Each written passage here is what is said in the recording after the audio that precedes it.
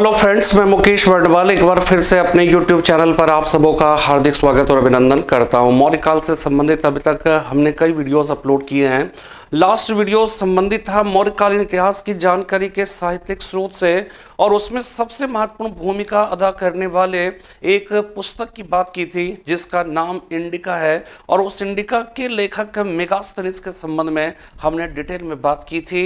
एक पूरा वीडियो हमने मेगास्थनीज के इंडिका से संबंधित बनाए थे, और कहीं पर भी आप ऐसा देख सकते हैं कि कोई भी YouTube चैनल पर कहीं पर भी मेगास्थनीज के इंडिका से संबंधित लगभग 50 से 60 मिनट का वीडियोस नहीं दिया गया। तो जाहिर सी बात है कि उसमें जो बातें की गई है वो सब के सब इंपॉर्टेंट है, और इतना बिलीव करिएगा कि मेगास्थनीज के इंडिका से संबंधित चाहे किसी भी तरह के सवाल किसी भी एग्जाम्स में पूछे जाते हो, उन सारे प्रश्नों का जवाब उसके थ्रू जो है वो क्या है कि दे सकते हैं। ठीक है, आज की इस क्लास में ठीक इसी तरह से मौर्य काल के इतिहास की जानकारी के एक अत्यंत ही महत्वपूर्ण स्रोत कौटिल्य के अर्थशास्त्र के बारे में हम आज देखेंगे। ठीक है, कोशिश करेंगे कौटिल्य के अर्थशास्त्र से संबंधित जो बातें हैं उन बातों को समझाने की, उससे संबंधित जो सवाल पूछे जाते हैं उन प्रश्नों को मतलब उसको एक्सप्लेन करने की मैं कोशिश करूंगा। ठीक है, देखिए यहां पर इस बात को समझिएगा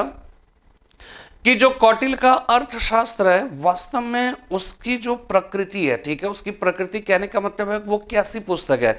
तो वो जो पुस्तक है वास्तव में वो वास्तविक जो रियल टाइम उस समय की जो बात करें कि उस समय रियल टाइम क्या सिचुएशन था इस बात का जिक्र नहीं करता है, कैसा होना चाहिए वो इस बात का उल्लेख करता है। यानी कि एक आदर्श व्यवस्था, एक आइडियल जो है सिचुएशन की बात करता है, यानी कि मौर्य काल में कैसी व्यवस्था थी इस बात का उल्लेख ना करके कैसी व्यवस्था होनी चाहिए और मौर्यकालीन शासकों ने वैसा किया अथवा नहीं किया इसकी जानकारी उससे नहीं मिलती है। उससे सिर्फ जानकारी इस बात की मिलती है कि वास्तव में एक राज्य को कैसा होना चाहिए, शासक को कैसा होना चाहिए, शासक की आय का स्रोत कैसा होना चाहिए, प्रशासन के जो अधिकारी हैं उनको कैसा होना चाहिए। ये सारी बातें जो है वो क्या है कि कौटिल्य ने अपने अर्थशास्त्र में जिक्र किया है। ये उसकी विशेषता कह लीजिए आप या फिर उसकी कमी कह लीजिए। यानी कि मौर्य काल के इतिहास के स्रोत के तौर पर अगर देखा जाए तो कौटिल्य का अर्थशास्त्र इस बात की जानकारी नहीं देता है कि मौर्य काल में रियली जो है सिचुएशन क्या था, उस समय उसकी स्थिति क्या थी, बल्कि वो सिर्फ इस बात को बतलाता है कि एक शासक को कैसा होना चाहिए, प्रशासक को कैसा होना चाहिए, प्रांत के राज्यपाल को कैसा होना चाहिए, आय का स्रोत जो है वो कैसा होना चाहिए, शासक का दुश्मनों के प्रति जो है उसका आचरण कैसा होना चाहिए, पड़ोसियों के प्रति उसका जो है उसका क्या आचरण होना चाहिए, या फिर युद्ध की नीति क्या होनी चाहिए, उसमें नैतिकता का कितना संपुट होना चाहिए। ये सारी बातें जो है कौटिल्य अपने अर्थशास्त्र में जिक्र करता है। तो ये इसकी विशेषता है, और इसकी कमी बस इस बात को समझ लीजिए कि इससे रियल टाइम सिचुएशन क्या है ये पता जो है वो नहीं चल पाता है, और यही वजह रहता है कि इसके लिए वास्तव में फिर मेगास्थनीज के इंडिका और फिर अशोक के अभिलेख पर जो है हमें निर्भर होना पड़ता है। ठीक है, तो चलिए आज के इस क्लास में हम सब कुछ महत्वपूर्ण बातों की चर्चा करेंगे, और आपके लिए देखिए हमने इंटरनेट से खोज कर जो है एक पिक्चर लाए हैं और हमने एक बैकग्राउंड बनाने की कोशिश की है, और ये सारी चीजें इसलिए करता हूं ताकि आपको भी थोड़ा सा जो है कुछ नया चीज लगे, कुछ नई बातें लगे। और ये सारी जो चीजें होती है वो ऐसी होती है जो कहीं ना कहीं जो है आपको क्या है कि आपको पढ़ने की जो इंटरेस्ट, पढ़ने में जो रुचि है उस रुचि में अभिवृद्धि करती है। ठीक है, तो चलिए सबसे पहले हम लोग जो है कौटिल्य चाणक्य लिखे। ठीक है, और आप लोग ये नोट्स जो है ना इस तरह का जो आउटलाइन बनाता हूं वो सब जरूर बनाइए, जैसे क्लास में आप लिखते थे ना वैसे ही लिखिए। तो इससे ये लगेगा कि हाँ क्लास नोट्स भी है, आपके पास बुक्स भी है, सब कुछ आपके पास मौजूद है। कौटिल्य, ठीक है, इधर हो जाएगा अर्थशास्त्र।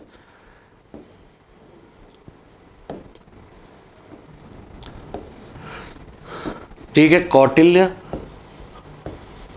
अर्थशास्त्र। ठीक है, अब यहां पर देखिए कौटिल्य, इसका जो है एक बार एक सवाल आया था यूपी पीसीएस में, पूछा गया था इसका मूल नाम क्या है। ठीक है, कौटिल्य का मूल नाम जो है क्लास 6 के जो है एनसीईआरटी में दिया हुआ था। ठीक है, और ये सवाल पूछा जब गया था तो उस समय हम सब यही जानते थे इसका मूल नाम विष्णुगुप्त है। ठीक है ना, लेकिन एक और मूल नाम के तौर पे जो है लिया जाता है नाम, वो है अजय, और ये क्लास 6 के एनसीईआरटी में जो है वो क्या है कि लिखा गया। तो मूल नाम अजय है और अजय नहीं दिया रहेगा तो ध्यान रखिएगा, तो फिर दिया रहेगा विष्णुगुप्त। तो विष्णुगुप्त जो है वो क्या हो जाएगा, इसका एक अन्य मूल नाम के तौर पर नाम जो है वो लिया जाता है। ठीक है, दूसरी इंपॉर्टेंट बात, मूल नाम ये हो गया। अब अन्य नाम की अगर हम बात करें तो अन्य नाम जो है इसका क्या हो जाएगा, चाणक्य। ठीक है, चाणक्य हो जाएगा। और ध्यान रखिएगा, चाणक्य नामक पिता का पुत्र होने की वजह से उसको चाणक्य कहा गया। ठीक है, इसकी माता का नाम जो है चनेश्वरी। ठीक है, माता का नाम चनेश्वरी, और इसकी पत्नी का नाम जो है वो क्या था, यशोमती। ठीक है, पत्नी का नाम यशोमती था। ठीक है, ये सब सामान्य तौर पे ऐसी कोई इस तरह के सवाल नहीं आए, ठीक है ना। लेकिन मैंने बता दिया, कौटिल्य मूल नाम अजय है या विष्णुगुप्त हो जाएगा, अन्य नाम चाणक्य, और इसके पिता का नाम चाणक्य, माता का नाम चनेश्वरी, और जबकि पत्नी का नाम क्या था, यशोमती। ठीक है ना। इसके बाद एक बात और याद रखिएगा कि हमने कई बार आपको बताया कि भारत का आइंस्टीन किसे कहा जाता है, भारत का नेपोलियन किसे कहा जाता है, भारत का सिकंदर किसे कहा गया, भारत का शेक्सपियर किसे कहा जाता है। ठीक है, तो ये सब सवाल बहुत बार आते हैं। जैसे भारत का शेक्सपियर जो है वो कालिदास को कहा जाता है, भारत का नेपोलियन की बात करें तो वो समुद्रगुप्त को कहा जाता है। इसी प्रकार भारत का अगर जो है सिकंदर की बात करें तो अलाउद्दीन खिलजी को कहा जाता है, भारत के न्यूटन की बात करें तो ब्रह्मगुप्त को कहा जाता है, भारत का आइंस्टीन की बात करें तो वो नागार्जुन को कहा जाता है। तो इसी तरह से एक सवाल आता है कि भारत का मैकियावेली किसे कहा जाता है। तो ध्यान ये रखिएगा कि भारत का जो मैकियावेली है वो कौन है, कौटिल्य। ठीक है, कौटिल्य को भारत का मैकियावेली भी कहा जाता है। ठीक है, और मैकियावेली वास्तव में एक इटालवी विचारक थे। ठीक है, एक इटालवी विचारक थे जिन्होंने द प्रिंस नामक एक पुस्तक की रचना की थी। ठीक है, द प्रिंस नामक पुस्तक का रचयिता मैकियावेली एक इटालवी विचारक था, और इसकी तुलना भारत के नीति निर्धारक कौटिल्य से इसलिए की जाती है क्योंकि कौटिल्य या मैकियावेली के समान कौटिल्य ने मैकियावेली के समान जो है वो कहा जाता है कि जो है उसने भी जो युद्ध वगैरह है या फिर शासन प्रशासन में मतलब परफॉर्मेंस अच्छा होना चाहिए, नैतिकता पर उतना बल ना देकर बल्कि परफॉर्मेंस अच्छा होना चाहिए, एक बेहतर प्रशासन देने की कोशिश करनी चाहिए, युद्ध में जीत सर्वोपरि होनी चाहिए, चाहे वह जीत किसी भी तरीके से प्राप्त किया गया हो। तो वास्तव में कौटिल्य की जो विचारधारा मैकियावेली की इस विचारधारा से मिलती जुलती थी, और इसी वजह से कौटिल्य को भारत का मैकियावेली कहकर पुकारा जाता है। और ध्यान ये रखिएगा, भारत का अगर नेपोलियन की बात आएगी तो समुद्रगुप्त को कहा जाता है, भारत का शेक्सपियर की बात आएगी तो कालिदास को कहा जाता है, भारत का न्यूटन की बात आएगी तो ब्रह्मगुप्त को कहा जाता है, भारत का आइंस्टीन की बात आएगी तो नागार्जुन को कहा जाता है, भारत का कांट की बात आएगी तो धर्मकीर्ति को कहा जाता है, भारत का मैकियावेली की बात आएगी तो कौटिल्य को कहा जाता है। ठीक है, इसी प्रकार भारत का ग्लैडस्टोन दादा भाई नौरोजी, भारत का बिस्मार्क सरदार वल्लभ भाई पटेल। ठीक है, इस तरह के तमाम तरह के सवाल जो है पूछे जाते हैं और एक जगह पे आपको ध्यान में रखना है। ठीक है, तो ये हो गया भारत का मैकियावेली कौन है, चाणक्य, और मैकियावेली कौन है तो इटालवी विचारक है, और ये क्या है, कौन सी पुस्तक लिखी, द प्रिंस नामक पुस्तक की रचना की है। ठीक है ना।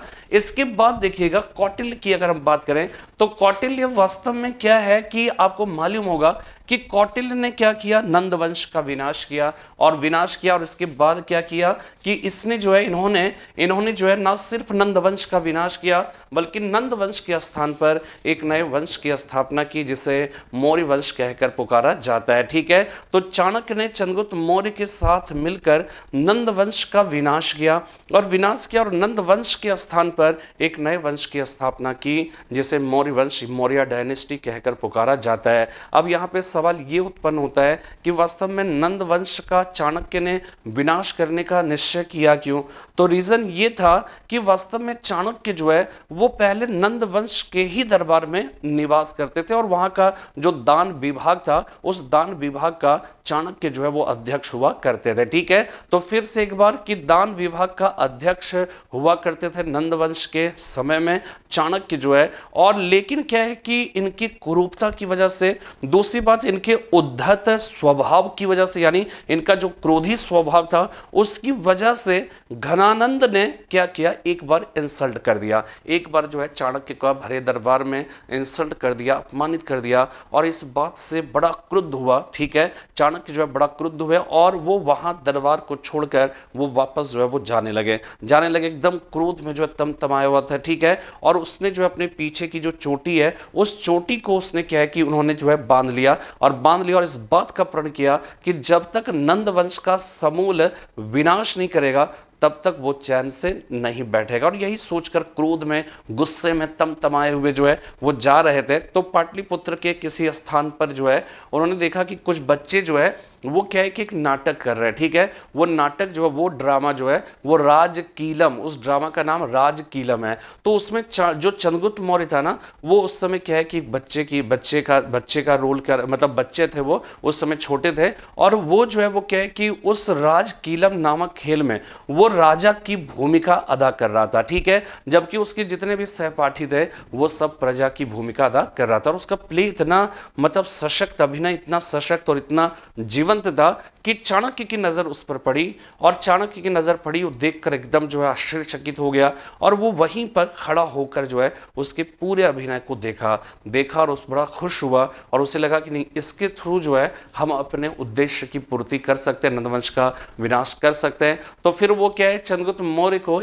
1000 कार्षापण में खरीद कर अपने साथ वो तक्षशिला ले जाता है, और तक्षशिला में फिर वहां पर आवश्यक जो सैन्य प्रशिक्षण देने के बाद फिर वो दोनों मिलकर नंदवंश के खिलाफ अभियान करता है। नंदवंश का, घनानंद की हत्या कर फिर नंदवंश के स्थान पर एक नए वंश की स्थापना करता है, जिसे मौर्य वंश कहकर पुकारा जाता है। तो ध्यान यहाँ पे ये रखिएगा कि जो चाणक्य है वो कौन से खेल के दौरान, वो क्या है कि चंद्रगुप्त मौर्य से उसकी मुलाकात हुई, चंद्रगुप्त मौर्य की प्राप्ति, तो वो राजकीलम हो गया।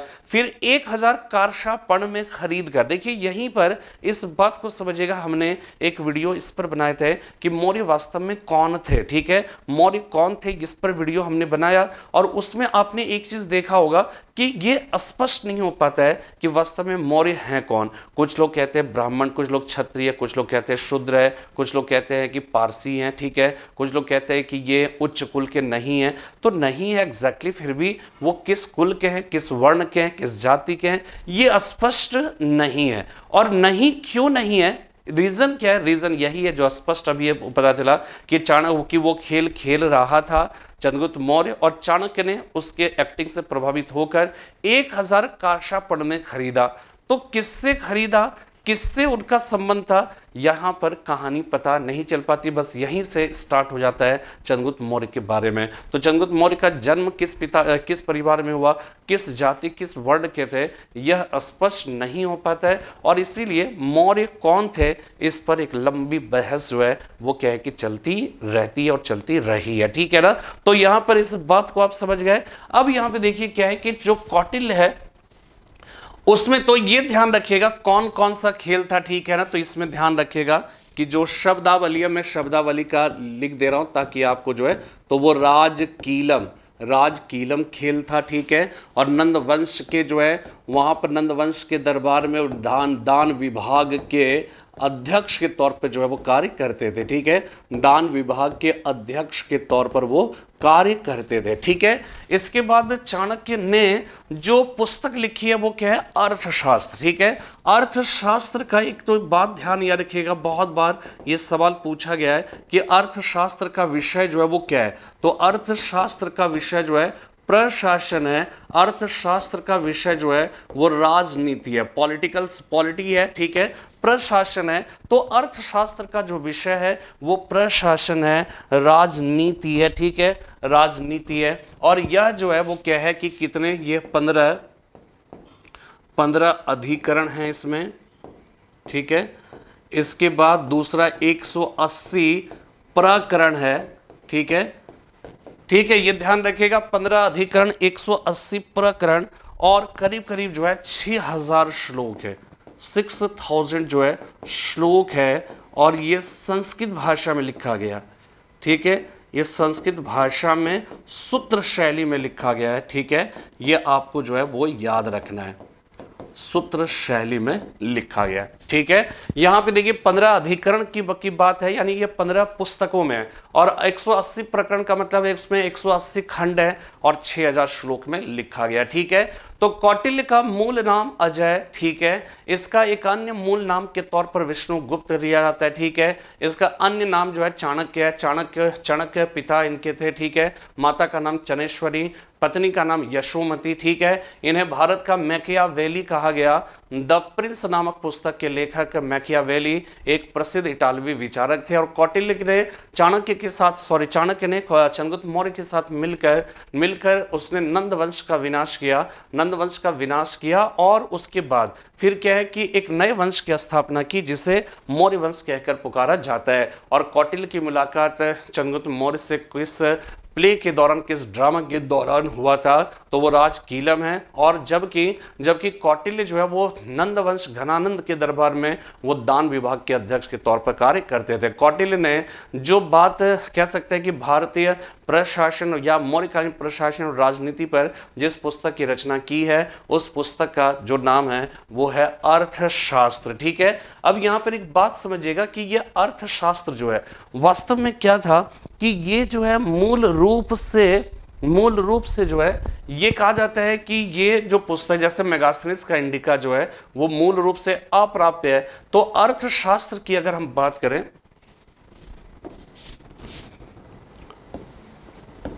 ठीक है, अर्थशास्त्र ये मूल रूप से जो है वो ताड़ के पत्रों में लिखा हुआ था।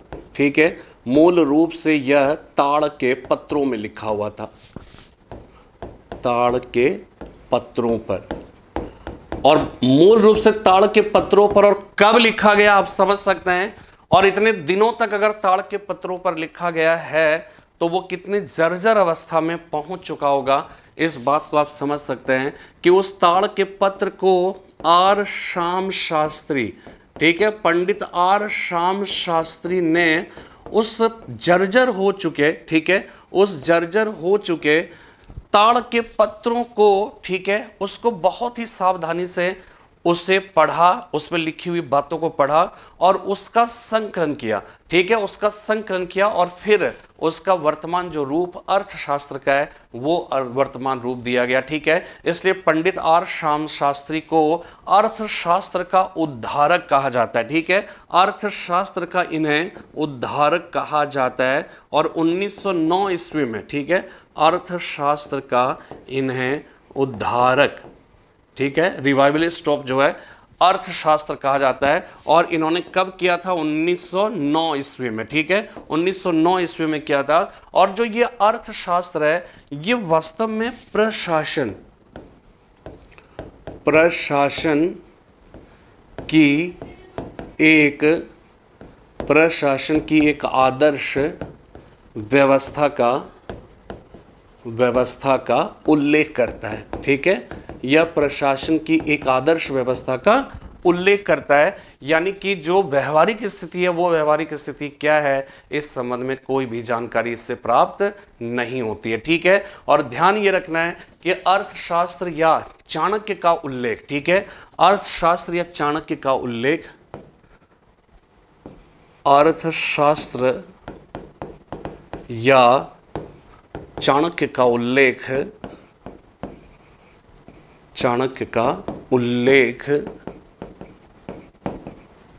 मेगास्थनीज नहीं करता है। ठीक है, मेगास्थनीज नहीं करता है। तो एक आश्चर्य की बात जो है क्योंकि चंद्रगुप्त मौर्य के दरबार में चाणक्य थे और मेगास्थनीज भी चंद्रगुप्त मौर्य के दरबार में, ठीक है, चंद्रगुप्त मौर्य के दरबार में ही उपस्थित था। तो मेगास्थनीज कहीं ना कहीं चाणक्य से मुलाकात किया होगा, तो अपने ग्रंथ इंडिका में उसका जिक्र होना चाहिए था, लेकिन ऐसा कोई भी जिक्र उसमें नहीं मिलता है। तो इसलिए बहुत सारे विद्वान ये कहते हैं कि वास्तव में ये अर्थशास्त्र और चाणक्य जो है, चाणक्य ना तो मौर्य काल से संबंधित और ना ही अर्थशास्त्र मौर्य काल की रचना है और ना ही अर्थशास्त्र चाणक्य की रचना है। ठीक है, इस तरह की बातें जो है वो की जाती है। लेकिन इस संबंध में जो भी मतलब कह सकते हैं जो विभिन्न ओपिनियंस है विभिन्न विद्वानों के बीच में, उसके जो एसेंस है वो एसेंस यही है, उसका जो निष्कर्ष निकल कर आता है वो निष्कर्ष निकल कर यही बात आती है कि वास्तव में अगर देखा जाए तो ये भिन्न भिन्न कालों से संबंधित हो सकती है। इसके अधिकांश जो भाग है वो अधिकांश भाग मौर्य काल से संबंधित है, और उस अधिकांश भाग की रचना जो है वो किसने किया है? चाणक्य ने किया है। ठीक है, तो यहाँ पे अर्थशास्त्र में जो है वो क्या है कि बहुत ही बेहतरीन, तो ये सब आपको जो है वो क्या है कि याद रखना। ठीक है, इसके बाद देखिएगा इसकी बहुत सारी जो बातें हैं वो ध्यान आपको रखना है कि यहां पे देखिए अर्थशास्त्र यानी चाणक्य जो है, ठीक है, अर्थशास्त्र कहेंगे तो चाणक्य, चाणक्य कहेंगे इसका मतलब है अर्थशास्त्र। ठीक है ना, अर्थशास्त्र में राजा को जो है कैसा राइट दिया गया? निरंकुश, निरंकुश। ठीक है, इसको डेस्पोट कहा जाता है, डेस्पोट। ठीक है, निरंकुश का मतलब है जिस पर कोई अंकुश नहीं हो, कोई अंकुश नहीं हो। ठीक है, जिस पर कोई अंकुश नहीं हो। और यह ध्यान में रखना है कि जिस पर कोई अंकुश नहीं हो, पहले क्या था कि परंपरागत जैसे लोक व्यवहार हो गया, परंपराएं, ये सब जो है वो क्या है कि राजा के ऊपर थोड़ा अंकुश लगाता था। यद्यपि राजतंत्रीय शासन की जो व्यवस्था थी, मोनार्कियल सिस्टम ऑफ गवर्नमेंट में जो राजा होता है वो सर्वे सर्वा होता है, जो सबके ऊपर होता है और जिसके ऊपर कोई नहीं होता है। ठीक है, ये ध्यान रखिएगा कि ये जो है कौटिल्य वास्तव में देखा जाए तो ये क्या है कि राजतंत्रीय शासन की व्यवस्था राजतंत्र का हिमायती है। ठीक है, और ये वास्तव में अगर देखा जाए तो गणतंत्र का जो है विरोधी है।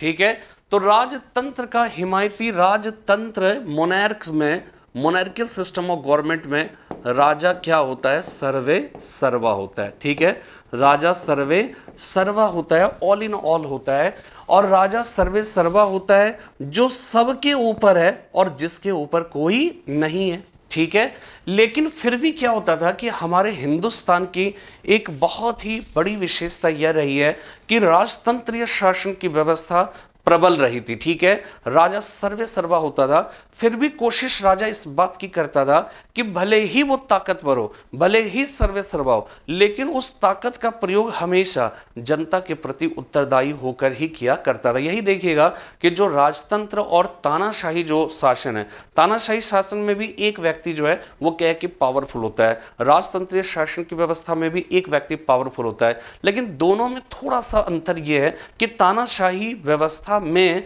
जो शासक होगा उस शासक का जो रवैया है वो रवैया नकारात्मक होगा, उससे कहीं ना कहीं जो है उसके राज्य को नुकसान हो सकता है। बट राजतंत्रीय शासन की व्यवस्था में जो खासकर भारत के कॉन्टेक्स्ट में देखा जाए तो वहां पे राजा सर्वे सर्वा तो था, लेकिन उसकी वो जो ताकत थी, उसको जो ताकत मिली हुई थी, उस ताकत का प्रयोग अपने जनता के कल्याण के लिए किया करता था। ठीक है, तो यहां पर क्या है कि जो है राजा यहां पे हिंदुस्तान में वो भले ही सर्वे सर्वा था, लेकिन लोक व्यवहार जो परंपराएं होती थी वो कहीं ना कहीं राजा उससे बंधा हुआ था।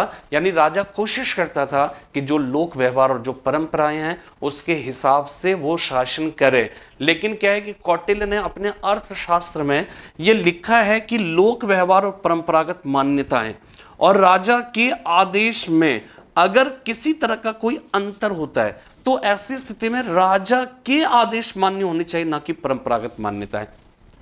ठीक है, यहां पर इस प्रकार ये समझ सकते हैं कि कौटिल्य के पहले की बात करें या कौटिल्य के बाद के जो है अगर विचारकों की बात करें, ठीक है, तो उसमें क्या होता है कि उसमें ये कोशिश दिखती है कि शासक भले राजतंत्रीय शासन की व्यवस्था है, लेकिन शासक जो है वो कोशिश करेगा कि जो परंपरागत जो मान्यताएं हैं, जो लोक व्यवहार है, जो कह सकते हैं कि प्रचलित जो परंपराएं हैं, उसके हिसाब से शासक शासन करेगा।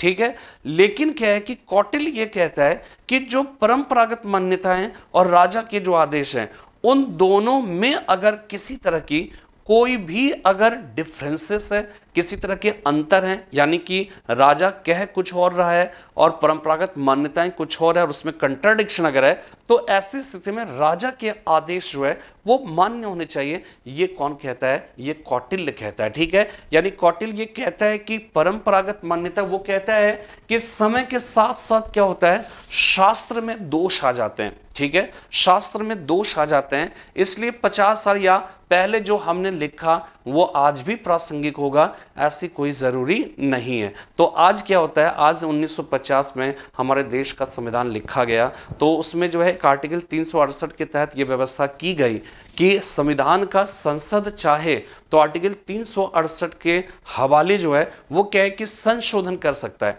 ठीक है, और ये जो है बाद में ये स्पष्ट किया गया कि संशोधन कर सकता है, लेकिन संशोधन ऐसा भी नहीं होना चाहिए कि हमारे देश के संविधान के जो बेसिक स्ट्रक्चर है, जो उसका फंडामेंटल स्ट्रक्चर है, जो उसकी आधारभूत संरचना है, वो आधारभूत संरचना जो है वो नष्ट ना हो जाए। तब एक जो है एक basic features of Indian constitution का एक नया कॉन्सेप्ट आया, और वो बाद में आया, ये ध्यान रखिएगा, केशवानंद भारती बनाम केरल राज्य का जो बात था वहां पर जाके स्पष्ट होता है। ठीक है, तो ऐसी स्थिति में क्या होता है कि यहां पर संविधान सर्वोपरि है, हमारे देश का प्रधानमंत्री सर्वोपरि नहीं है, राष्ट्रपति सर्वोपरि नहीं है, सर्वोपरि कौन है? संविधान। संसद सर्वोपरि नहीं है, सर्वोपरि है संविधान। ठीक है, संविधान से ही संसद का गठन हुआ है, संविधान के आधार पर ही राष्ट्रपति, प्रधानमंत्री, जो सुप्रीम कोर्ट के जजेस वगैरह है, उन सब की नियुक्ति, उन सब की जो है पद स्थिति जो है वो वास्तव में उसी के प्रावधान के अनुसार होता है। तो संविधान के हिसाब से सबको चलना होता है, और अगर वो इररेलीवेंट अगर है तो आपको पहले उसमें संशोधन करके उसको रेलिवेंट बनाना होगा और फिर उसके हिसाब से काम करना होगा। तो सेम तो यहां पर क्या था, यहां पर संविधान की ताकत तो ये लोक व्यवहार परंपराएं इसके ऊपर नहीं रखते थे, लेकिन फिर भी शासक कोशिश करता था इस मान्यता का पालन करने की। लेकिन कौटिल्य ने यह साफ साफ कहा है कि राजा कोई आदेश देता है जो परंपरागत मान्यताओं से भिन्न होता है, तो ऐसी स्थिति में राजा को मान्य होने चाहिए। और क्यों मान्य होने चाहिए राजा के आदेश? इसलिए कि कौटिल्य ये कहता है कि वास्तव में समय के साथ साथ शास्त्र में क्या हो जाते हैं, दोष आते हैं, दोष हो जाते हैं, इसलिए उसके हिसाब से शासन करने पर दिक्कतें उत्पन्न हो सकती है। और शासक चूंकि तत्कालीन परिस्थितियों का शासक होता है, इसलिए ऐसी स्थिति में राजा की ही बात जो है वो मान्य होनी चाहिए। यानी कि आप ये कह सकते हो कि कौटिल्य ने शासक को निरंकुशता का अधिकार दिया है, कोई अंकुश नहीं हो, ये सब कोई अंकुश ना लगा सके, राजा जो कहे वही बात जो है मान्य होने चाहिए। अब इसके बाद जो है आप देखिए प्रॉब्लम यहां पर क्या है कि जो परंपरागत मान्यताएं राजा पर अंकुश लगाता था, तो उसका एक फायदा क्या होता था? फायदा ये होता था कि राजा बहकता नहीं था, राजा को ध्यान ये रहता था कहीं ना कहीं उसको एक गाइडिंग फोर्स जो है वो कार्य कर रहा होता था, उस पर एक बंधन जो है वो क्या है कि अधिरोपित करता हुआ दिखता था, प्रतीत होता था कि राजा भी सोचता था नहीं इस मान्यता के इतर जो है हमें काम करना नहीं है। ठीक है, लेकिन जब कौटिल्य कहता है कि नहीं कुछ भी कह सकते हो आप कह सकते हैं, ठीक है, अगर उससे कंट्राडिक्शन होगा तो आपकी बात मान्य होगी। तो ऐसी स्थिति में क्या कर रहा है कौटिल्य? राजा को और ताकतवर बना रहा है कि कमजोर बना रहा है? तो और ताकतवर बना रहा है। तो जिसके पास ज्यादा ताकत होगी तो उस ताकत का वो मिसयूज भी कर सकता है, उसका दुरुपयोग कर सकता है। तो कौटिल्य जो है वो क्या है कि उसने राजा को असीम निरंकुशता का राइट दिया है, लेकिन फिर भी वो ये कहता है कि राजा को निरंकुशता का अधिकार जो हमने दिया है वो इसलिए नहीं दिया कि उसका मनमाना प्रयोग करे, इसलिए नहीं दिया है कि वो उसका व्यक्तिगत लाभ के लिए प्रयोग करे, बल्कि इसलिए दिया है ताकि वो एकदम स्वतंत्र होकर जनता के लिए क्या करे कि वो जमकर काम कर सके, उसके मार्ग में कोई रोड़ा ना अटकाए, वो जनता के प्रति जो है जो कार्य है उसको बेहिचक कर सके, उस पर कोई अवरोध उत्पन्न ना कर सके। यानी कि वो साफ साफ कहता है कि ये जो अधिकार दिया गया है वो अपने व्यक्तिगत स्वार्थों की पूर्ति के लिए नहीं, शासक जो होता है वो जनता का सेवक होता है, तो जनता की सेवा में वो दिन रात लगा रह सके, उसके मार्ग में कोई अवरोध उत्पन्न ना करे, बेवजह कोई परेशान ना करे। इस वजह से हमने उसे निरंकुशता का राइट दिया, इस वजह से नहीं कि वो व्यक्तिगत हितों की पूर्ति करे। इसीलिए फिर जो है चाणक्य कहता है, कौटिल्य अपने अर्थशास्त्र में लिखता है, प्रजा के ही सुख में ही राजा का सुख है। प्रजा के हित में ही राजा का हित है। हितकर वह नहीं जो राजा को अच्छा लगे, बल्कि हितकर वह है जो प्रजा को अच्छा लगे। इसलिए याद रखिएगा कि राजा जो है, कौटिल्य ये कहता है, ठीक है, प्रजा के सुख में ही राजा का सुख है। प्रजा के सुख में ही, ठीक है, प्रजा के सुख में ही राजा का सुख है, ठीक है, डॉट डॉट डॉट डॉट, ठीक है। और इस तरह से राजा को जो निरंकुशता का राइट दिया है अर्थशास्त्र में, वास्तव में अगर देखा जाए तो ये जो निरंकुशता है, ये क्या निरंकुशता है? उदार निरंकुशतावाद, ठीक है। इसी को कहा गया उदार निरंकुशतावाद, उदार निरंकुशतावाद, या इसे कल्याणकारी निरंकुशतावाद भी कहा जाता है, कल्याणकारी निरंकुशतावाद, या इसे प्रबुद्ध निरंकुशतावाद भी कहा जाता है, प्रबुद्ध निरंकुशतावाद कहा जाता है। तो ये आपको जो है वो क्या है याद रखना है। इंग्लिश में अगर इसको देखना है तो इसको कहा जाएगा बेनिवोलेंट, बेनिवोलेंट डेस्पोटिज्म, ठीक है। कल्याण, इसको वेलफेयर डेस्पोटिज्म कहा जाएगा, वेलफेयर डेस्पोट, इसी को एनलाइटेंड डेस्पोटिज्म कहा जाएगा। ये जो है क्या है कि एक बार मैं सवाल जो है जब ये इस तरह से पढ़ाता था तो हमने शब्द, हम जिस शब्द का प्रयोग करते थे वो उदार या ज़्यादा से ज़्यादा कल्याणकारी, लेकिन हमने प्रबुद्ध शब्द का प्रयोग नहीं किया अपने क्लास में। लेकिन जो सवाल आया उस सवाल में लिखा था कि अर्थशास्त्र में कौटिल्य ने जिस निरंकुशता की बात की है वो निरंकुशता कैसी निरंकुशता है, तो उसमें ना तो उदार शब्द का प्रयोग किया गया था ना ही कल्याणकारी। उसमें लिखा था असीम निरंकुशतावाद, तानाशाही निरंकुशतावाद, प्रबुद्ध निरंकुशतावाद, नकारात्मक निरंकुशतावाद, कुछ इस तरह के शब्द लिए हुए थे। तो वहां पर क्या है कि उसका सही क्या हो जाएगा? प्रबुद्ध निरंकुशतावाद। प्रबुद्ध निरंकुशतावाद का मतलब क्या हो जाएगा?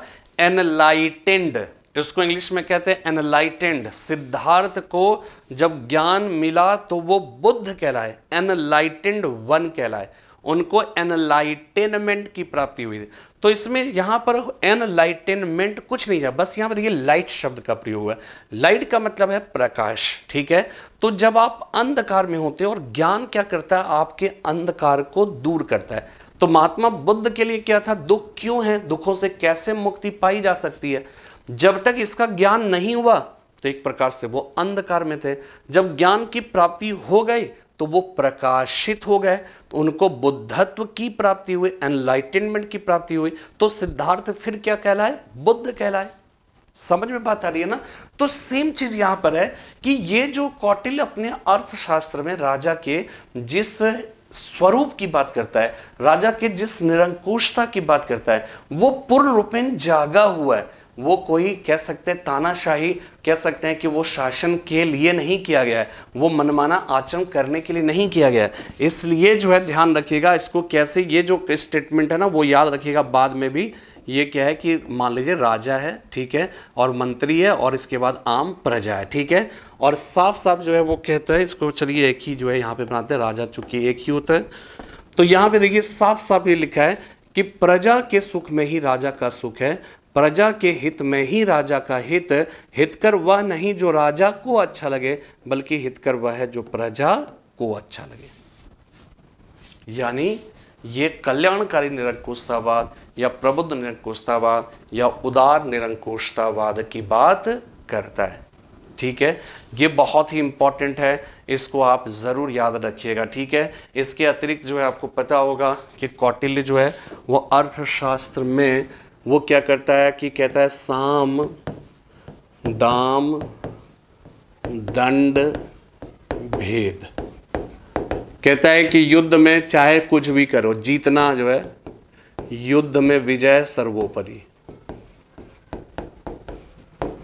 विजय सर्वोपरि है, सर्वोपरि। साधन चाहे कुछ भी हो, साधन का स्वरूप चाहे कुछ भी हो, चाहे कुछ भी हो, ठीक है। ये जो है आपको ध्यान रखना है, कुछ भी हो, ये आपको याद रखना है। तो साम दाम दंड भेद युद्ध में विजय सर्वोपरि है, साधन का स्वरूप चाहे कुछ भी हो। ठीक है, तो युद्ध में इसके लिए विजय जो है वो सर्वोपरि था, साधन सर्वोपरि नहीं था।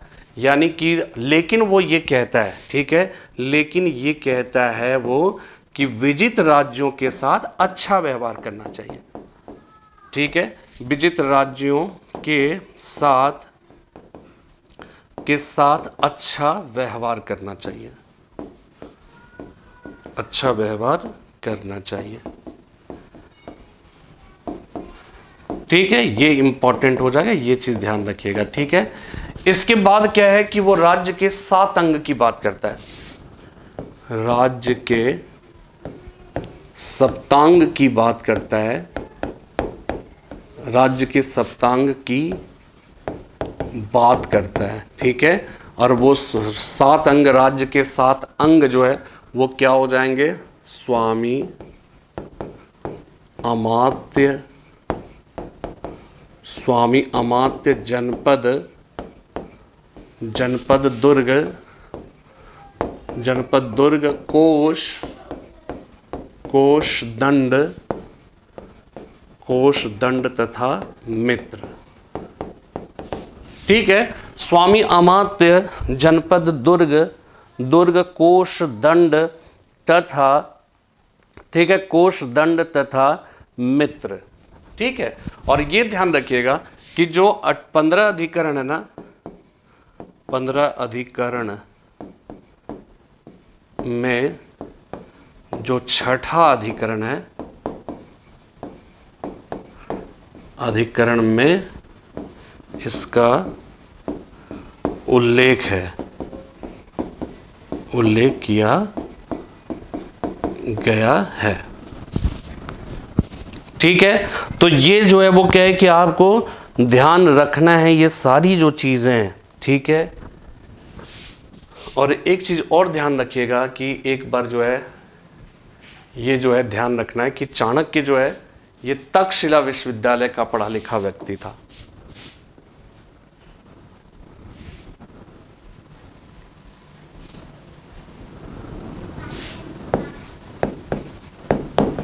तक्षशिला विश्वविद्यालय, तक्षशिला विश्वविद्यालय से ही जो है हमने आपको बताया था ना कि कौशल नरेश प्रसेनजीत ने भी पढ़ाई की थी। महात्मा बुद्ध के जो निजी चिकित्सक जीवक थे, जीवक ने भी वहीं से पढ़ाई की थी, चाणक्य ने भी पढ़ाई की थी। ठीक है, तो ये जो है कभी कभार ऐसे सवाल जो है पूछ लिए जाते हैं। ठीक है, तो ये है आपका जो है कौटिल्य का अर्थशास्त्र। इसमें बहुत सारी बातें हैं। ठीक है, बहुत सारी और बातें हैं जो मैं क्रमशः इसका जिक्र करूंगा, और वो बातें क्या है। ठीक है, वो बातें क्या है, जैसे वर्ण व्यवस्था के संबंध में कौटिल्य का क्या विचार है, जैसे मेगास्थनीज 7 वर्गों में विभक्त करता है। कौटिल्य जो है भारत में जो रियल जो सिचुएशन है, 4 वर्णों में बटा हुआ, कई वर्ण संकर जातियों का, कई पेशे के आधार पर निर्मित जो जातियां, उन जातियों के बारे में बात करता है। इसके अलावा आप देखिएगा कि क्या होता है कि जब हम वैदिक काल की बात करते हैं, पूर्व वैदिक काल, तो पूर्व वैदिक काल के अंतिम समय में वर्ण व्यवस्था अस्तित्व में आती है। उसका आधार लेकिन क्या होता है, कर्म होता है। उत्तर वैदिक काल में क्या होता है, वर्ण व्यवस्था समाज का अंग बनता है और उसका आधार कर्म से बदलकर क्या हो जाता है, जन्म हो जाता है। इसके बाद फिर क्या हुआ, बौद्ध युग जब आएगा तो बौद्ध युग में क्या होगा कि वहां पर भी वर्ण व्यवस्था होगी। चूंकि महात्मा बुद्ध ने वर्ण व्यवस्था की अवहेलना नहीं की है, बस उन्होंने 2 परिवर्तन की बात करी है। ठीक है, या बौद्ध साहित्य में वर्ण व्यवस्था के कॉन्टेक्स्ट में 2 चेंजेस वैदिक युग से दिखते हैं। पहला चेंजेस ये है कि जो वर्ण व्यवस्था है उसका आधार जन्म ना होकर फिर से वापस क्या कर दिया जाता है, कर्म कर दिया जाता है। ठीक है, दूसरी इंपॉर्टेंट बात कि जो 4 वर्ण व्यवस्था है बौद्ध साहित्यों में, ठीक है, जो ब्राह्मण ग्रंथों में 4 वर्ण था, तो पहला स्थान किसका था, ब्राह्मण, दूसरा स्थान क्षत्रिय, तीसरा स्थान वैश्य और चौथे में शूद्र का था। लेकिन क्या है कि बौद्ध साहित्यों की अगर बात करेंगे तो बौद्ध साहित्यों में वर्ण व्यवस्था में, वर्ण क्रम में पहला स्थान क्षत्रिय को मिला। ये ध्यान रखिएगा, ये बहुत ही इंपॉर्टेंट है, इस बात को आपको जो है वो ध्यान में रखना है, ठीक है ना। इसको कैसे आप ध्यान में रखिएगा, इस चीज को आपको समझना है, ठीक है, कि ये जो है वो क्योंकि इससे सवाल जो है पूछा गया था, ठीक है। इसमें ध्यान रखना है कि इसको आप ऐसे समझिए कि वैदिक एज से आप देखिए, वैदिक युग से, ठीक है, पूर्व वैदिक काल हो जाएगा, अर्ली वैदिक पीरियड हो जाएगा, और इसके बाद लेटर वैदिक पीरियड हो जाएगा, ठीक है। यहाँ पे वर्ण व्यवस्था आप देखिएगा, मैंने बताया कि ऋग्वैदिक काल के अंतिम समय में आया, और इसका आधार जो है वो क्या हो जाएगा, कर्म, ठीक है। उत्तर वैदिक काल में क्या है, वर्ण व्यवस्था समाज का अभिन्न अंग बना, जो ऋग्वैदिक काल के अंतिम समय में आया, उत्तर वैदिक काल में ये अभिन्न अंग बना, और इसका आधार जो है बदलकर क्या हो जाएगा, जन्म, ठीक है। इसका आधार बदलकर क्या हो जाएगा, जन्म हो जाएगा। जब 6th सेंचुरी BC की बात की जाएगी, ठीक है, मैं शॉर्ट में आपको समझा रहा हूं, जब 6th सेंचुरी BC की बात की जाएगी, तो 6th सेंचुरी BC में क्या है कि वर्ण व्यवस्था में, यहां पे देखिए, ध्यान रखिएगा, यहां पे ब्राह्मण हो गया पहला स्थान, दूसरा स्थान क्षत्रिय, तीसरा वैश्य, और चौथा शूद्र हो जाएगा। यहां पर भी क्या है, ब्राह्मण है, क्षत्रिय है, वैश्य है, शूद्र है, ठीक है। यहाँ कर्म है, और यहाँ पे आधार क्या है, बर्थ। लेकिन 6th सेंचुरी BC में क्षत्रिय का पहला स्थान हो जाएगा, ब्राह्मण का दूसरा, तीसरा वैश्य, चौथा शूद्र, और आधार बदलकर फिर से वापस क्या हो जाएगा, कर्म, ठीक है। ये याद रखना है, ये बहुत ही इंपॉर्टेंट है। नोटेबल पॉइंट ये है कि यहाँ पर जो बौद्ध साहित्य है, ठीक है, बौद्ध साहित्यों के अनुसार ये सवाल लिखा रहेगा, ये शब्द लिखा रहेगा, बौद्ध साहित्यों के अनुसार वर्ण क्रम में पहला स्थान किसका था, तो वो हो जाएगा क्षत्रियों को, ठीक है। बौद्धों को जो है दूसरा, ब्राह्मणों को दूसरा स्थान, वैश्य शूद्र। यानी आप ये कह सकते हो कि बौद्ध काल में 6th सेंचुरी BC में कहीं ना कहीं जो है क्षत्रियों को पहला और ब्राह्मणों को थोड़ा सा हे स्थान दिया गया। यानी कि बौद्ध साहित्यों में क्षत्रियों को श्रेष्ठ स्थान दिया जाता है, और ऐसा इसलिए क्योंकि महात्मा बुद्ध क्षत्रिय थे, महावीर जो है क्षत्रिय थे, तो क्षत्रिय थे, तो इस वजह से बौद्ध साहित्य, महात्मा बुद्ध एग्जैक्टली क्या कहते थे ये तो स्पष्ट नहीं है, ठीक है, लेकिन बौद्ध जो साहित्य है उस साहित्य के अनुसार अगर देखा जाए तो उसके अनुसार जो है क्षत्रियों को पहला स्थान दिया गया। यानी बौद्ध साहित्यों में कहीं ना कहीं ब्राह्मणों की जो रियल स्थिति है, उस रियल स्थिति में जो है वो क्या आई है, गिरावट आई है, ठीक है ना। तो ये हो गया। इसके बाद क्या होता है, मौर्य काल आता है, ठीक है। इसके बाद जब मौर्य काल आएगा ना, तो वहां पर क्या होगा, अब यहां पे समझना है, मौर्य पीरियड, ठीक है। मौर्य पीरियड में क्या होगा, ब्राह्मण, क्षत्रिय, वैश्य, शूद्र। यानी कि ये ब्राह्मण को फिर से पहला स्थान, क्षत्रिय को फिर से क्या हो जाएगा, दूसरा स्थान, यहाँ पहला स्थान, यहाँ पे दूसरा स्थान। पहला परिवर्तन ये हुआ। दूसरी बात, कर्म इसका आधार था ना, यहाँ पे आधार फिर से बढ़कर क्या हो जाएगा, ये हो जाएगा बर्थ। और कौटिल्य के अर्थशास्त्र में इसकी जो है ये कहा गया कि इसका कड़ाई से पालन होना चाहिए, इसमें कोई परिवर्तन नहीं होना चाहिए, ठीक है, कड़ाई से पालन करना चाहिए, और शासक की जिम्मेदारी है कि वो इसका कड़ाई से पालन करवाए। अगर ऐसा नहीं होगा तो राज्य के अस्तित्व जो है वो खतरे में पड़ जाएगा। ये चीज़ जो है वो क्या है कि कौटिल्य ने कहा है। तो इस तरह की बहुत सारी चीज़ें हैं कौटिल्य ने जो है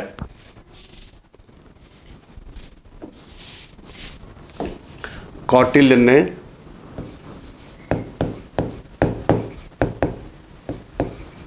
ने 9 प्रकार के दासों की बात की है। 9 प्रकार के दासों की बात की है, ठीक है। 9 प्रकार के दासों की बात की है, ठीक है। एक तरफ क्या है, मेगास्थनीज, मेगास्थनीज कहता है कि दास, भारत में दास प्रथा का चलन नहीं है, का चलन नहीं है। दूसरी तरफ कौटिल्य क्या कह रहा है, कौटिल्य के इस बात से ऐसा लगता है कि जब 9 प्रकार के दासों की बात कर रहा है, इसका मतलब है दास प्रथा का चलन था, दास प्रथा का चलन था, ठीक है ना। और ये ध्यान रखिएगा कि मेगास्थनीज की यह बात गलत है। अब मेगास्थनीज किस प्रसंग में कहता है ये तो स्पष्ट नहीं है, चूंकि मेगास्थनीज की मूल पुस्तक अनुपलब्ध है और स्ट्रेबो, एरियन और डायोडोरस पर हमें निर्भर रहना पड़ता है, ठीक है। तो ऐसी स्थिति में क्या होगा कि मेगास्थनीज की जो बात है, क्यों ऐसा हुआ, तो मेगास्थनीज ऐसा कहा जाता है कि यूनान में जिस देश से चलकर वो आया था, वहां पर दासों के साथ मालिकों के द्वारा बहुत ही बुरा सलूक किया जाता था। लेकिन हिंदुस्तान में क्या है कि मालिकों के द्वारा दासों के साथ वो अमानवीय व्यवहार नहीं किया जाता था जो यूनान में होता था। और यहां तक कि दासों के भारत में तो मुक्ति के विधान की भी बात जो है नारद ने किया है।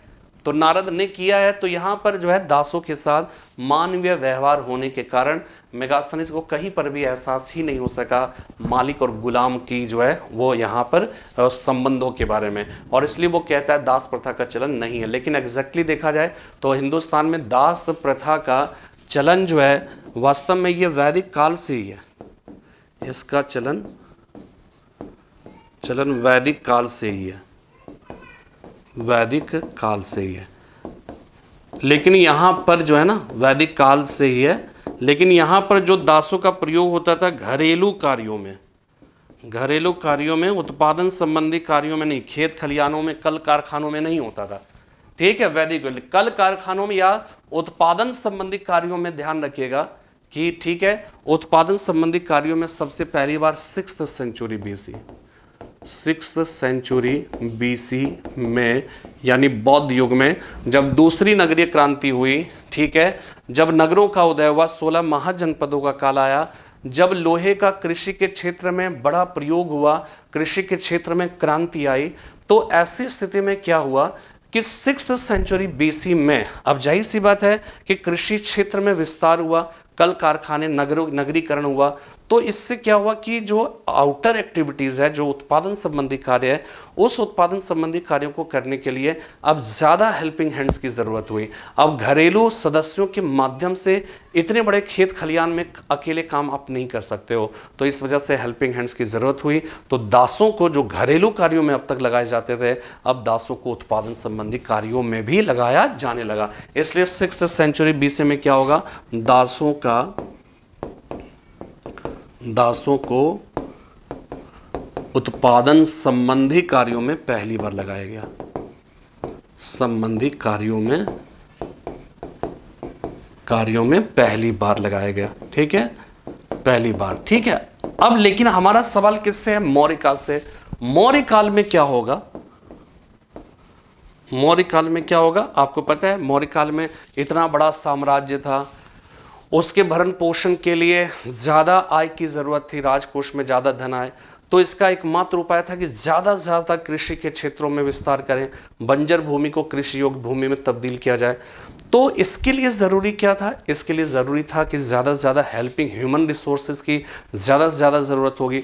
तो इस वजह से क्या हुआ कि मौर्य काल में दासों को, अगर देखिए सवाल जब पूछा जाएगा क्या वैदिक काल में दास प्रथा थी, तो आप कहोगे हाँ थी, लेकिन उसका प्रयोग घरेलू कार्यों में होता था।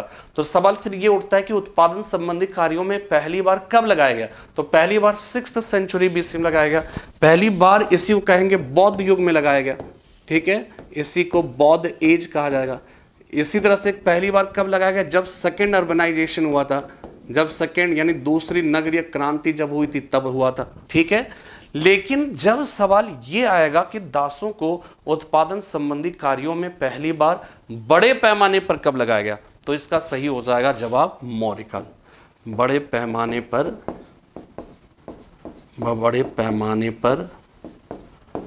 उत्पादन संबंधी कार्यों में पहली बार,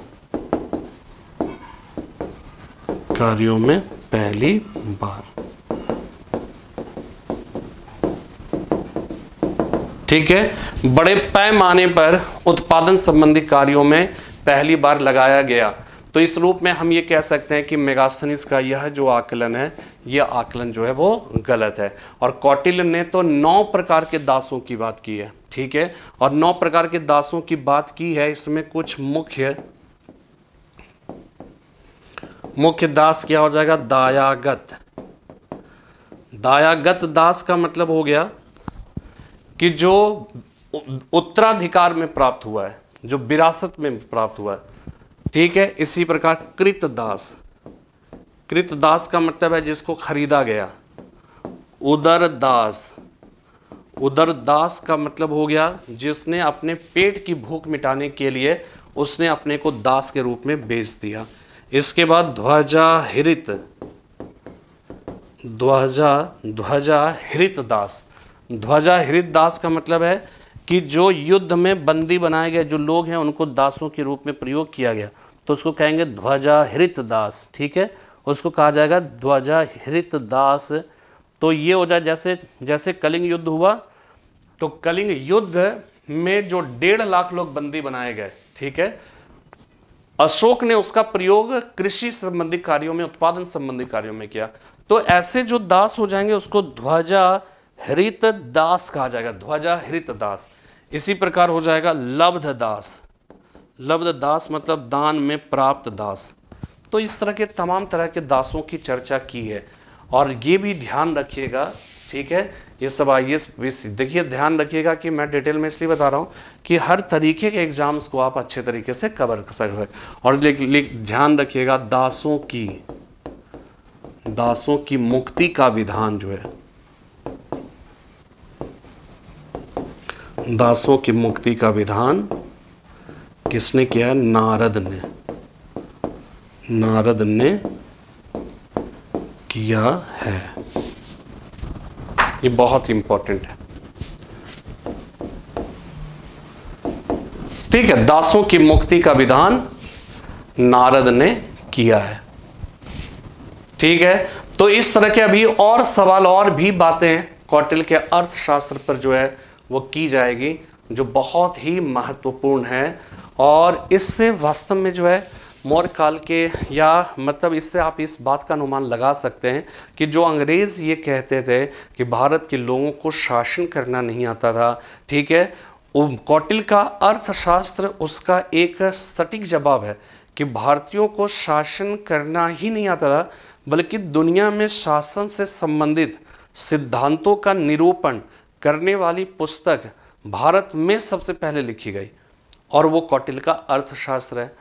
तो ये एक ना सिर्फ हमारे देश के शासन व्यवस्था की जानकारी देता है, बल्कि ये हमारे लिए गर्व की बात है, दुनिया को एक एहसास दिलाने की बात है कि भारत को शासन करना प्राचीन काल से ही जो है वो आता था। तो फिलहाल आज इतना ही रखते हैं, फिर कल मिलते हैं हम लोग एक और नए विषय के साथ। तब तक के लिए जय हिंद, जय भारत।